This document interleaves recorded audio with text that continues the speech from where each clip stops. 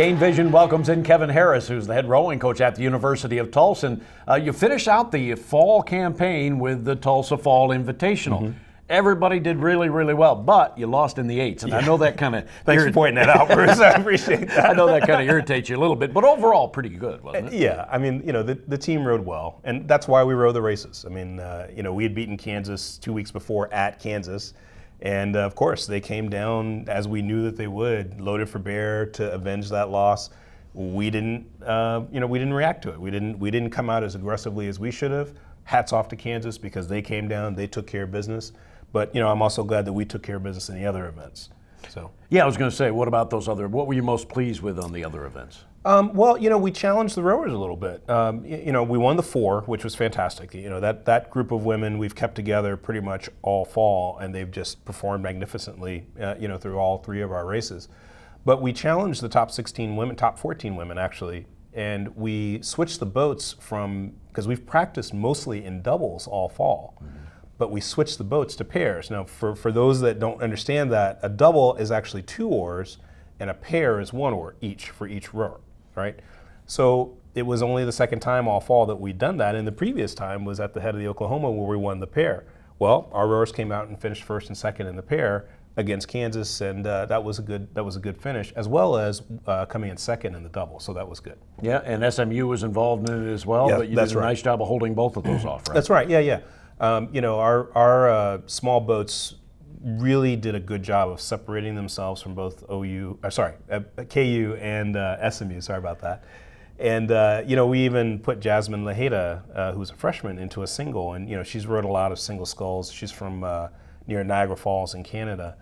And she went out there and really laid a great piece down, showed why we recruited her, and she has a bright future in the program. So in the overall picture of things in the fall, obviously the 8 had some other really good performances. Yeah, absolutely. So overall you made progress, didn't you, here in the fall? Oh, no doubt. And one of the things that it's a little bit tougher to see unless you really dig into our press release is that each 8 had a very different lineup. So that's a good sign. We sort of had a core of 4 or 5 that were in there, but then there were 2 or 3 women that moved around. We had different coxswains.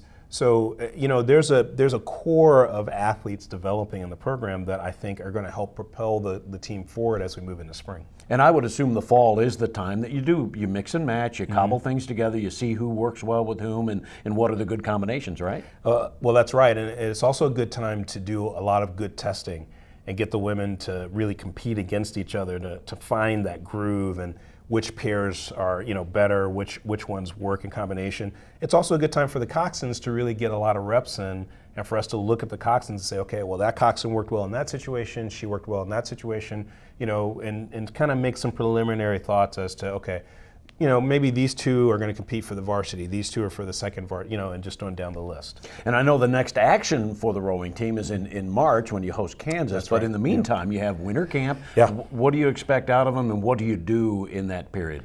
Well, this time period is probably, besides the spring, the most important time of the year because what we're doing is we're preparing to get them racing. And it's also the scariest time for the coach because we go away for holidays and, we've got Christmas and Thanksgiving in there. So, the important piece is that the athletes are training sort of beginning with the end in mind, right?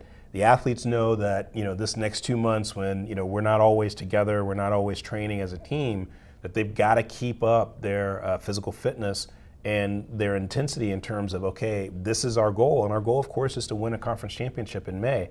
It's a long time. It feels like a long time, but if we don't keep that up now while we're indoors in the Zinc Indoor through November, December, January, then it could be a very tough spring. But I'm pretty confident. These guys look good. And of course, with the Zinc Indoor facility, with the rowing tank inside, right. Really helps you do that, doesn't it? Oh, absolutely. I mean, between the ergometers, the rowing tank, we've been set up really well by the people who support the University of Tulsa.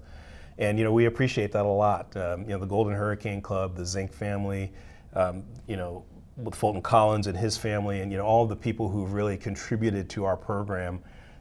They've put us on such a good level to be competitive with some of the top teams in the country, like Kansas and Kansas State, and the OU, the teams that we've been fighting in the Big 12 this fall.